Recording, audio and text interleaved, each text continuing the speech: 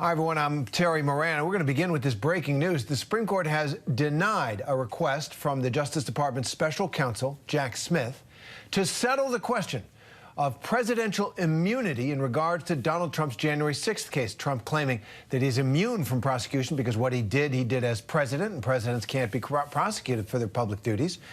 But instead of all that, a federal appeals court is going to hear this case first. Something Trump's team had been asking for. Here to break it all down is ABC News senior investigative reporter Aaron Katersky. So, Aaron, you know, we're looking at this. It's not really the ruling. It's just an order from the court. It's a denial of a request from the special counsel. Please take up this case now.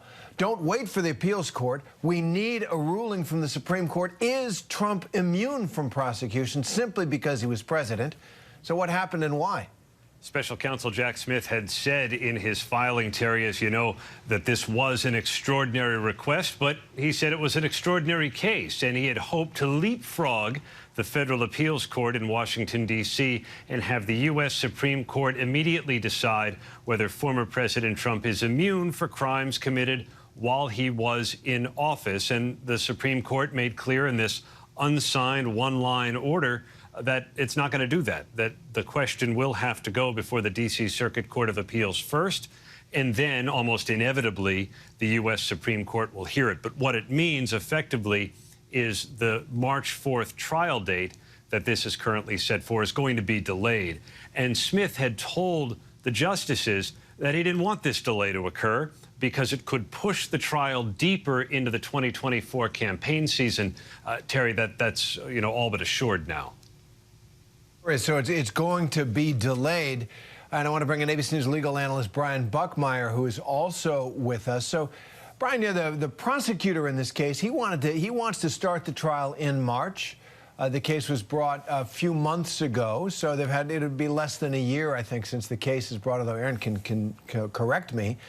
Why does Jack Smith want to get this done so fast? It is one of the biggest cases in American history. What's the rush? Well, ultimately, the rush is the election cycle that's about to come up. The concern here is that you have the front runner for the Republican presidency who's could win that position. I know there's a lot of people debating right now, but he ultimately could be one of the two people who are deciding to be the president. And if he's facing federal charges, the concern is that if this trial doesn't start before he's nominated and potentially elected, what happens then? Are you going to prosecute a sitting president? Will he have the power to basically just kind of make this federal case go away? And so for special counsel, it was about timing, getting this trial done on March of 2024, getting this issue resolved as to whether or not he can be prosecuted, and then trying to move forward in a diligent fashion before the election. All right, so thank you, Brian. That was very clear. And Aaron, the Trump team has said that Jack Smith's desire to get this done by so that the trial can start on March 4th was, not for the public interest, but for the partisan interest. He said he was doing the work of the Biden campaign because they would want this trial done while people were considering whether or not to vote for Trump. Whatever it is, what does this mean? When is this trial now likely to go? Well, let's look at the calendar. It's scheduled for March 4th, but if the federal appeals court gets this question, whenever the circuit makes its decision, Trump then has 45 days from the date of that decision to ask for an en banc hearing. In other words, to have the entire D.C. circuit hear the case, not just a three-judge panel, as would be typical. And then after that, he's got 90 days to then go to the Supreme Court. So that could push this trial by a number of months.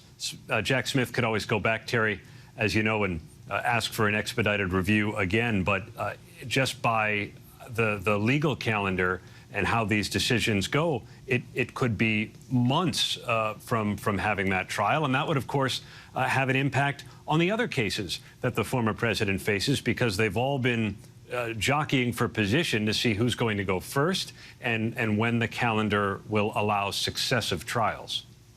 All right, so that is clear, as much as we can have clarity right now.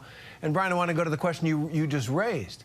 So if the appeals process grinds away at its normal pace, and as Aaron says, this could go well into the election, perhaps beyond, what if Donald Trump is president once again? What if he wins the election And these trials haven't even started yet. There's some talk that as president, he could tell the Justice Department, don't prosecute me. What do you think?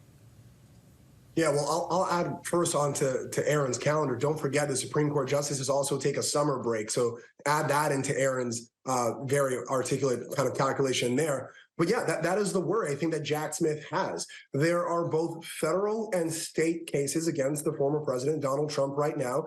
And the concern is that the federal cases, at least, he would have the ability and the power through the Constitution to basically eliminate those cases against him or put them on hold.